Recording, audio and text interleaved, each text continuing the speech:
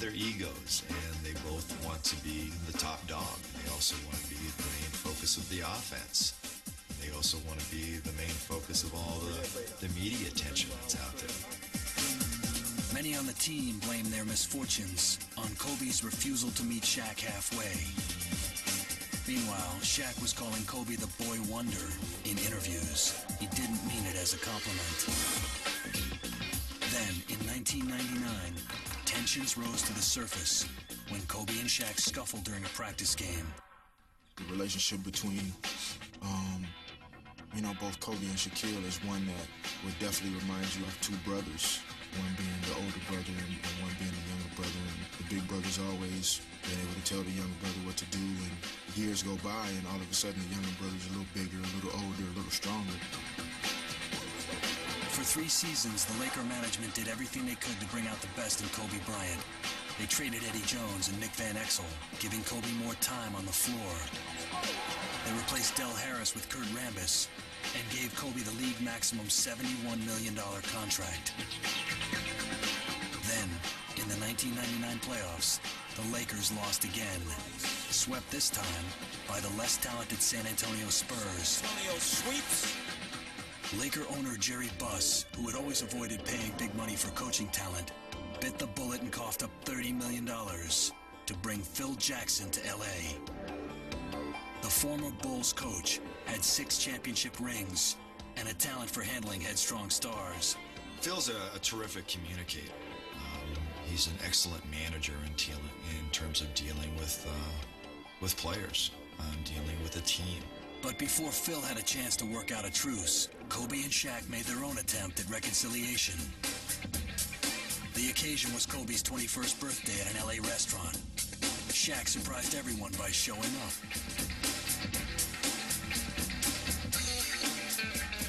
Phil Jackson's most immediate challenge was how to reel in his young guard. I was like totally aghast at some points that he overran his teammates. He chased the ball on offense to get to the basketball. He took shots with guys hanging on him with teammates wide open. Phil worked to convince Kobe that the team's best route to winning was through Shaq. That it was all right to pass the ball because he'd get it back. This message was not new. Kobe had heard it countless times from Jerry West, Magic Johnson, Del Harris, and Kurt Rambis. But it took Phil Jackson to finally get through to him. The reason why I had genuine respect for Phil, because I could tell right off the bat that he was serious about the game and that he loved the game. I think that Phil Jackson has been great for Kobe Bryant. He's stern, but yet he'll give him a little bit of rope. But when he makes mistakes that are costly and makes mistakes that are where he's trying to do too much, Phil will remind him, and he'll also take him out of the game. The team just really came together. It was just a culmination of so many different things, and it was exciting. Phil coming in and all of the ingredients that he brought to institute tremendous team play. Once they figured it out, everything fell into place.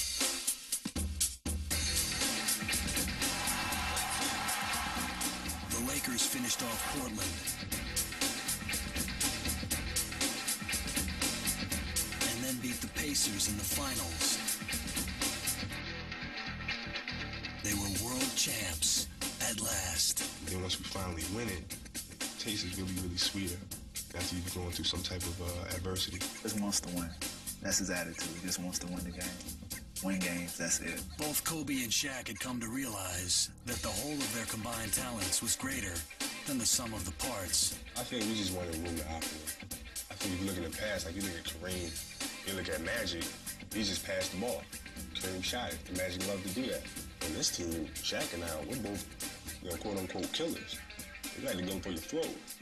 And it's just a matter of us finding out how we can do that and do it together. Kobe Bryant was on his way to achieving his ultimate goal, being the best ever. But now even he knew he couldn't do it alone. In April of 2001, just before the first round of the playoffs, Kobe Bryant married his 18-year-old sweetheart, Vanessa Lane, in a private ceremony. It's hard because, miss her so much. Like when I travel, I'm going on the road, and she misses me so much. But when I come home, you know, you're just so happy to see the person. And she knows that this is my job, and this is what I have to do, and she knows how dedicated I am to this game. So our relationship is great. When the next season began, many of the old conflicts returned. Shaq complained that Kobe was hogging the ball again, and Shaq was throwing bricks from the free throw line. He missed them both. But when the playoffs arrived, the Lakers got down to business and played like a team. The best team in the league.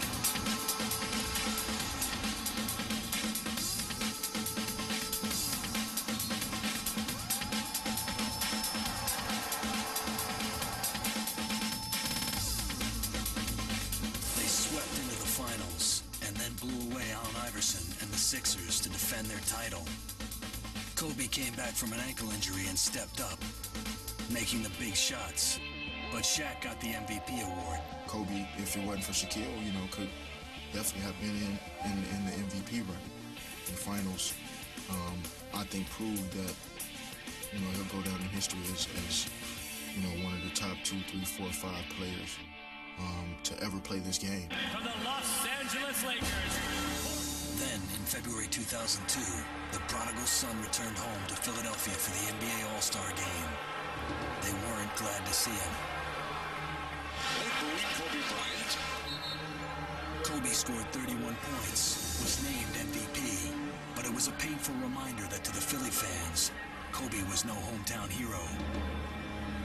He had left too quickly and too often. In their eyes, he would always be a stranger, but maybe Kobe the loner liked it that way.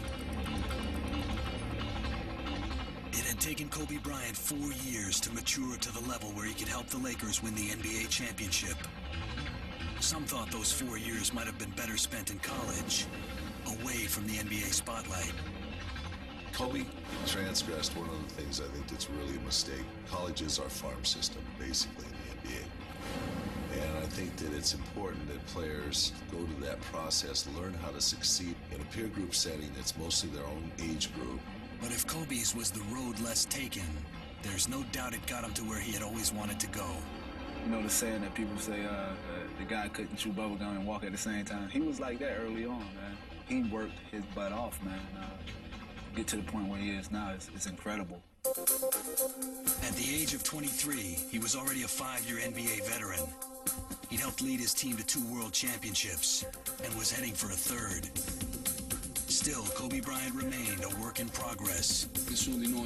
No one among us expected that he would become the #1 American basketball player.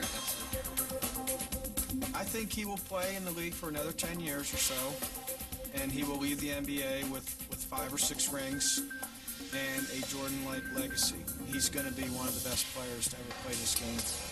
He has really scaled things back and has learned to use his teammates better. There's a tremendous room for improvement in him.